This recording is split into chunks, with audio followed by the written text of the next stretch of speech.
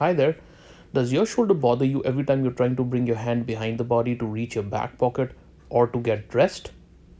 If that's the case, you may want to try some of these exercises to help free up that motion. The first one is trying to bring that arm behind the body at a reasonable level which does not provoke your shoulder symptoms too much, and trying to make gentle circles going backwards and forwards or clockwise and anti-clockwise as tolerated. If that's hard, you could also try using both the hands. So you bring the unaffected side behind and try to do the same motion with both the shoulders. The second exercise is to bring that arm again behind the body without provoking the symptoms too much, and then trying to move the point of your elbow forward and backward, just trying to free that shoulder up.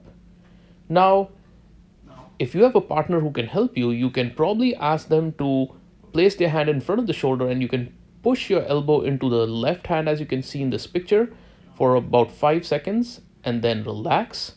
And then you can repeat the same thing on the opposite side.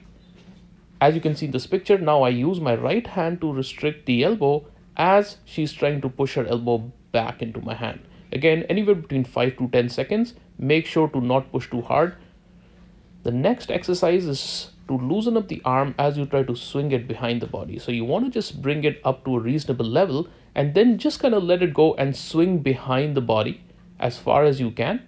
Again, without being too aggressive with this exercise.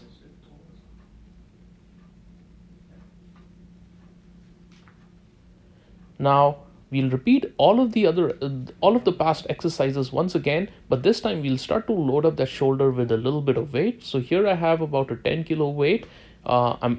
If needed, I'll provide some support to the patient by placing my hand under the weight, and then I encourage her to start to move her shoulders in a clockwise and an anti-clockwise direction. And then again, repeating the second exercise, we're trying to move your elbows forward and backward.